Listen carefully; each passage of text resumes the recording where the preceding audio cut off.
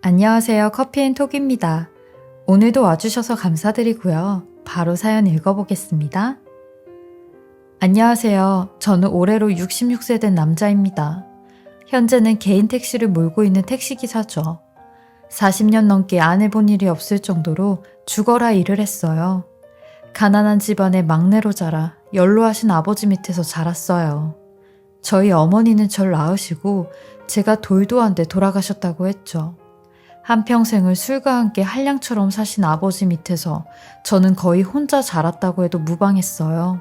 제 위로 누이가 2명 있었는데 누이들도 20살이 안 돼 다들 시집을 갔거든요. 저는 이런 아버지 품을 떠나 16살 때 상경을 해 벽돌 공장으로 돈을 벌러 다녔어요. 가난한 저희 집 형편상 언감생신 학교 다니는 건 꿈도 못 꾸었죠. 그래서 전 초등학교밖에 졸업을 하지 못했어요. 지금은 초졸인 학력이 부끄럽고 어디 가서 말도 못하지만 그때는 배움보다 돈 버는 게 먼저였기에 학력 따윈 인생 사는데 문제가 되지 않는다고 생각했어요. 그러다 어느 한 여자를 만나게 되었죠. 제 월급까지 맡길 정도로 많이 의지하고 믿었던 여자였습니다.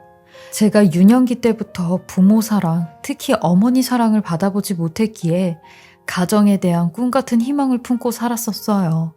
아버지가 되면 내 아버지처럼 살지 않겠다. 내 자식만은 정말 행복하게 살게 해주겠다 다짐을 했었죠. 그리고 그 여자야말로 제 꿈을 실현시켜줄 만한 사람이었습니다. 이 여자의 처지도 저와 매우 비슷했어요.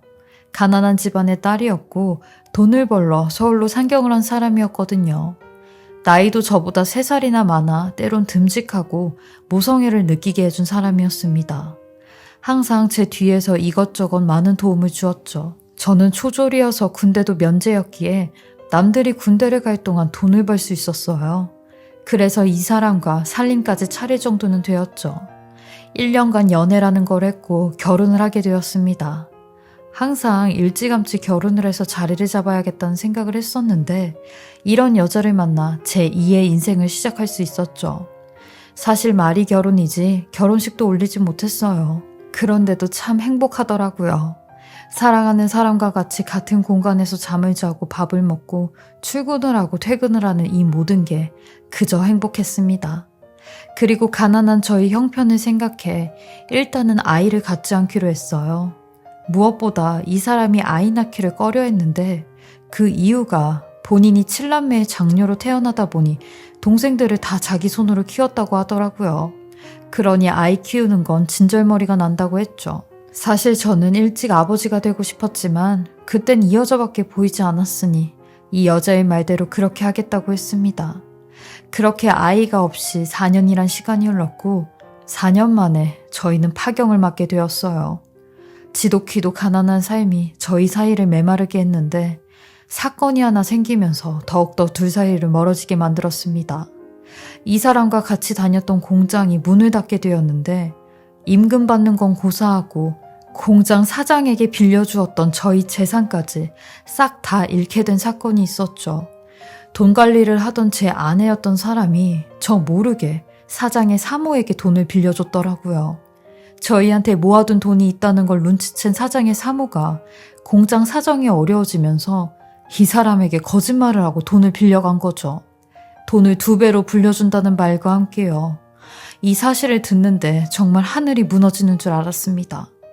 16살 때부터 10년 동안 먹을 거 못 먹고 입을 거 못 입고 살며 모았던 저의 전 재산이 한순간에 제가 되는 상황이었죠.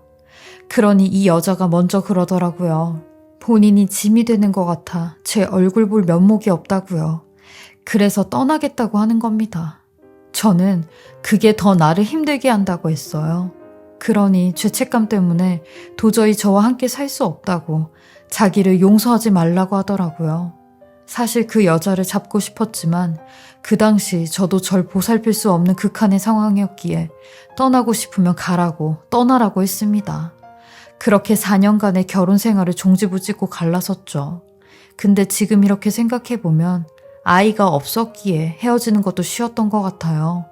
만약 아이라도 있었다면 아이를 부부의 끈으로 헤어지기가 쉽지 않았을 텐데 어쩌면 이게 다 하늘의 뜻이었는지도 모른다는 생각이 들었죠.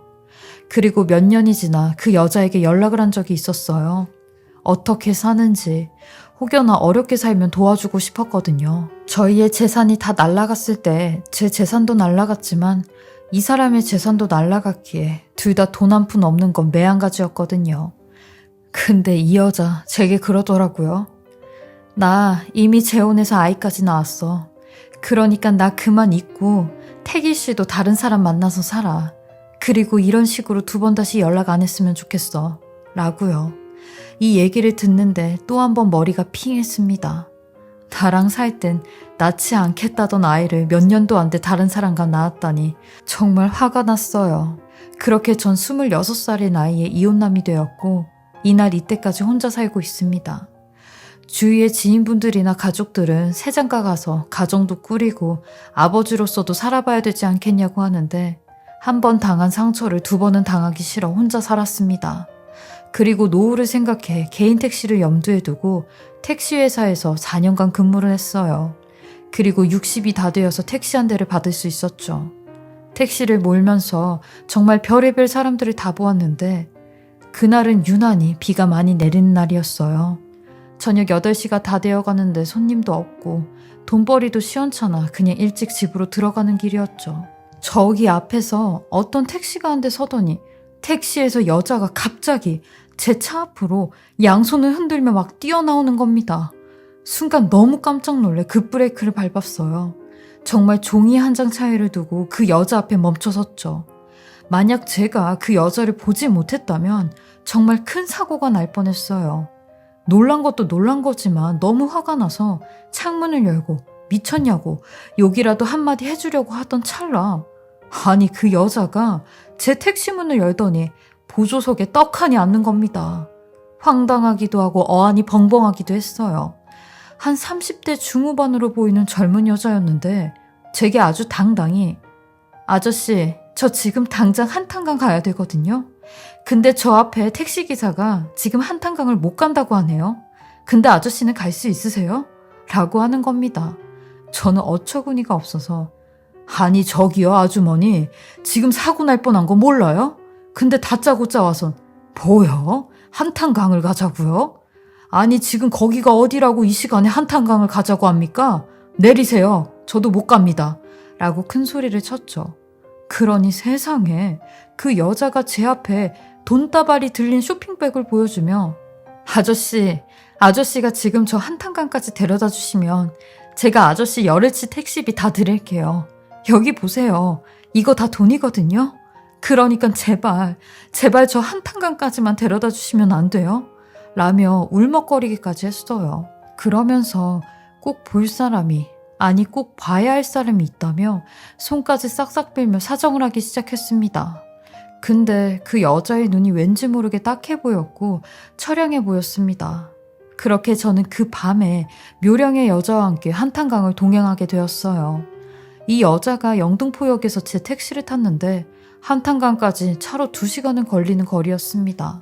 그리고 2시간 동안 차를 타고 가면서 그 여자와 적지 않은 이야기를 나누었죠.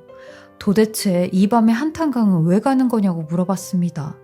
그러니 본인 엄마를 보러 간다고 하더라고요. 저희 엄마가 직장암 말기 환자예요. 근데 병원 말고 집에서 계시다가 눈을 감고 싶으시다고 하셔서 지금 집에 계시는데 오늘 갑자기 상태가 안 좋으시다고 오늘 내일 하신다고 하셔서 무조건 엄마를 보러 가야 되거든요. 그래서 이렇게 미친 사람처럼 뛰어다녔던 거예요. 라고 하며 눈물을 보였어요. 그 말을 듣는데 아까 화를 냈던 게 괜시리 미안해졌고 한동안 침묵이 흘렀습니다.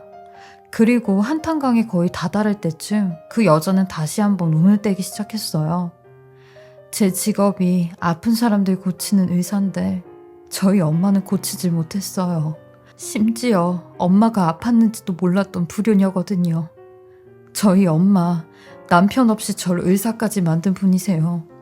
남편한테 버림받고 딸까지 혼자 낳으셔서 절 키우셨죠. 저도 그런 엄마를 보고 엄마를 생각하면서 악자까지 공부했어요. 그게 버림받아진 엄마를 위한 일이었어요. 사실 제가 의사가 된 것도 엄마처럼 남자한테 버림받지 않으려고 그래서 의사가 된 거예요. 아저씨, 저는요, 그 아버지라는 사람 아주 증오해요. 저희 두 모녀를 버리고 단 한 번도 연락을 한 적이 없는 쓰레기거든요. 그래서 나중에, 아주 나중에 그 사람 찾아가서 얼굴이라도 한번 보려고요. 도대체 어떻게 생겨먹은 사람이기에 이렇게까지 매정할 수 있는지 알고 싶어서요. 라고 하는데 그 소리를 들으니 저도 화가 나. 아니, 그 남자는 양심도 없답니까? 어떻게 지 마누라를 버리고 자식 새끼를 버릴 수 있답니까? 만약에 내가 아는 사람이었으면 아주 가만히 안 둘 겁니다. 그런 사람들은 천벌받을 거예요. 그러니까 아가씨도 그런 거 너무 마음에 담아두지 마세요. 그러다 화병 나요. 라고 위로 아닌 위로를 해주었어요. 그리고 또 한 번의 침묵이 흘렀죠. 그리고 목적지에 다다르니 그 여자는 제게 100만 원이라는 거금을 주더라고요.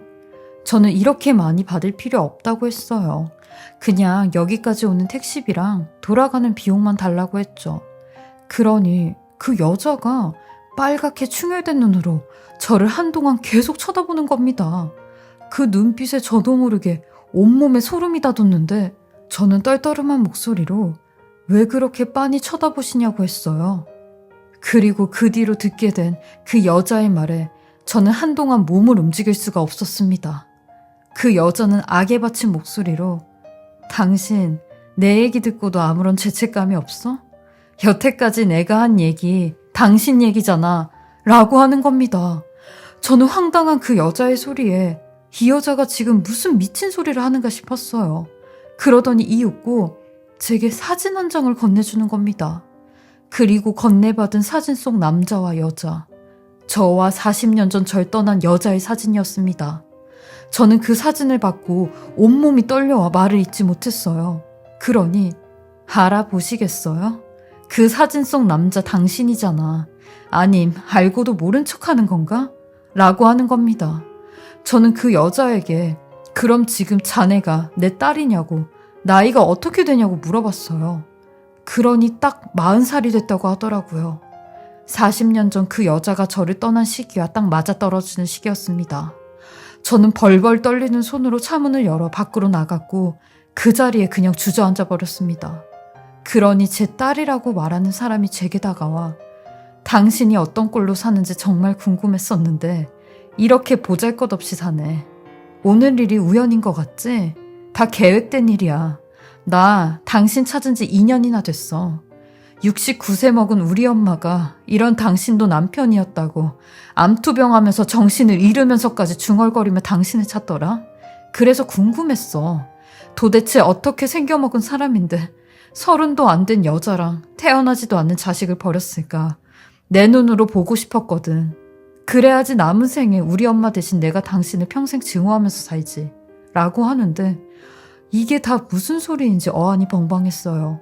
그리고 제게 택시비라고 5만 원짜리를 바닥에 던지며 뒤를 돌아 사라지는데 순간 뒤따라가야겠다는 생각이 들었고 돈을 챙기는 사이 논길 사이 끝쪽 집으로 들어가는 겁니다. 저는 터질 것 같은 심장으로 무작정 그 집을 향해 달려갔고 그 집에 도착해 제 아내였던 사람의 이름을 부르며 문을 두들겼습니다. 그리곤 이내 문이 열리는데 문 사이로 새하얗게 머리가 새버리고 얼굴에 황달이 든 여자가 문 앞에 서 있었어요. 40년이나 흐르고 얼굴이 반쪽이 되어 있었지만 꽃숭어리 같고 청순했던 그 얼굴이 그대로 남아있더라고요. 그러니 그 사람도 절 보고는 그 자리에 그냥 주저앉아 버렸어요. 이윽고 제 딸이라고 했던 여자도 뒤따라 나왔죠. 그러더니 염치도 없이 여기가 어디라고 찾아와요. 왜요? 이제라도 용서 구하게요? 하며 소리를 치는 겁니다. 그러니 제 아내였던 사람이 딸의 다리를 붙잡으며 수임아, 네 아버지한테 그러지 마. 네 아버지한테 악쓰지 마. 엄마가 여지껏 너한테 했던 말들, 아버지가 우리를 버렸다고 한 말들, 그거 다 사실 아니야. 엄마가 너한테 거짓말했어. 어린 네가 아버지를 그리워하는 네가 그러지 않았으면 해서 이 애미가 간사한 마음이 생겨 너한테 거짓소리를 한 거야. 라며 가슴을 내리치는데 저는 그 사람에게 다가가 손을 잡으며 도대체 왜 그랬냐고 했어요. 혼자서 내 자식까지 낳고 왜 이 사실을 알리지 않냐고 했어요. 40년간 아무것도 모르고 산 나는 뭐가 되냐고 원망 섞인 말투로 울부짖으며 말을 했죠. 그러니 이 사람 한동안 꺽꺽거리며 울다가 힘겹게 말을 꺼내는 겁니다. 내가 못 견디겠더라고요. 내 자신이 못 견디겠더라고요. 당신 가슴에 대못 받고 당신 몰래 그 많은 재산까지 다 날리고 아이는 낳지 않겠다고 말한 내가 아이까지 가져버렸으니 내가 너무 죄인 같아서 당신한테 기댈 수가 없겠더라고요. 당신은 나 때문에 그렇게 힘들어하는데 애까지 낳으면 당신한테 더 짐이 되니까 그래서 임신 사실 알자마자 헤어지자고 한 거예요. 나로 인해 더 불행해지지 말라고, 이 못난 나를 잊어버리라고. 그래서 당신한테도 우리 딸한테도 거짓말을 한 거예요. 그러니 내가 이렇게 벌을 받는 건가 봐요. 이런 벌 받아도 싸죠. 나는 이런 벌 받아도 마땅하죠. 라며 오열을 하는데 제 딸아이도 본인 엄마의 말을 듣고 어안이 벙벙이 한동안 아무 소리도 못하는 겁니다. 저는 일단 바닥에 주저앉은 이 사람을 일으켜 소파에 앉혔고 그동안의 모든 이야기를 듣게 되었는데 아내의 재혼 사실도 물론 거짓이었더라고요. 어떻게 사람이 이렇게 살았는지 원망스러우면서 가슴이 아려웠어요. 그리고 저 또한 그동안 제 이야기를 전부 다 했죠. 그러니 제 딸아이는 그제서야 자기가 대단한 오해를 하고 있었다고, 오해가 쌓이다 보니 이런 일이 생긴 것 같다고 죄송하다고 했어요. 저는 그런 딸한테 내가 자식이었어도 그랬을 것 같다고 했죠. 그렇게 서로 모든 이야기를 하니 새벽 6시가 되었어요. 아내는 몹시 힘겨워했고 이제라도 모든 오해와 진실을 밝힐 수 있어 편안하게 눈을 감을 것 같다고 하는 겁니다. 저는 일단 또 오겠다는 말을 남긴 채 집으로 내려갔어요. 40년 만에 알게 된 이 모든 사실이 너무나 충격적이었고 복잡하기만 했어요. 그리고 제 딸아이와 같이 서울로 내려왔는데 딸아이가 조심스럽게 얘기를 먼저 꺼내더라고요. 아무래도 확실하게 아버지께 확인을 시켜드리고 싶다며 친자 검사를 해보자고 제안을 했어요. 그래서 저도 알겠다고 했습니다. 그리고 일주일 후 딸아이가 근무하는 병원으로 가서 체열을 채취하고 검체도 채취를 하였어요. 그리고 열흘 후 검사 결과가 나왔다는 딸아이의 연락을 받았습니다. 저는 전화를 받아 딸아이의 이름을 불렀고 딸아이도 제게 아빠라고 하더라고요. 그 소리를 듣는데 가슴이 유리처럼 부서지는 듯한 기분이었습니다. 깨질 듯이 아파왔지만 한편으론 40년간의 체증이 부서져 버리는 듯 했어요. 그 소식을 듣고 아내에게 제일 먼저 갔습니다. 그냥 아내를 찾아가서 두 손을 꼭 잡아주고 싶었어요. 이 세상에 당신과 나라는 존재를 이렇게 훌륭한 딸아이로 남겼으니 나도 여한이 없다고, 그동안 고생 많았다고, 고마웠다고 그 말을 해주고 싶었습니다. 병원에서는 아내에게 3개월이란 시간을 선고했고 딸은 혼자 사는 본인 집으로 아내를 데리고 왔어요. 그래서 저도 딸네 집에 가서 아내의 얼굴을 자주 볼 수 있게 되었습니다. 저와 딸은 아내에게 1년만 더 버텨보자를 하며 하루하루 소중히 살고 있어요. 저도 그동안 이 사람에게 해주지 못했던 것들을 해주고 있는데 거창하진 않지만 제 직업을 살려 가끔 답답해할 때마다 교회로 드라이브를 가곤 한답니다. 그냥 이 사람이 눈을 감을 때까지 하고 싶은 것들은 다 해주고 싶은 마음이 들더라고요. 하루하루를 소중히 보내고 있는 이 사람을 보면서 지금은 저도 하루하루를 소중히 보내고 있습니다. 가만히 생각해보면 제 인생도 참 기구한 인생이더라고요. 그래서 세상에 저 같은 사람도 있다는 걸 이야기로 남기고 싶었습니다. 삶이 힘들고 지치실 때마다 저 같은 사람도 잘 살아가고 있다는 걸 위안 삼아 행복하게 사셨으면 좋겠습니다. 저의 긴 사연 들어주시고 읽어주셔서 감사하고요. 다들 건강하시길 바라겠습니다. 지금까지 사례자분의 글을 읽어보았는데요. 사례자님의 사연을 통해 가족의 끈은 어떻게든 이어져 있구나 라는 생각이 들었어요. 비록 40년 만에 딸과 아내분을 다시 만나게 되셨지만 지금이라도 사례자분께서 추구하시는 행복의 삶을 사셨으면 하는 바람입니다. 그동안 많이 그리워하시고 보고 싶으셨을 가족의 사랑을 느끼시고요. 사례자님의 아내분도 기적이 있다는 희망을 잊지 마시고 건강관리 잘 하시면서 건강이 회복되시길 마음속으로 간절히 바라겠습니다. 지금까지 커피앤톡이었습니다. 오늘도 제 채널을 봐주셔서 감사하고요. 저는 다음 영상으로 또 찾아뵙겠습니다.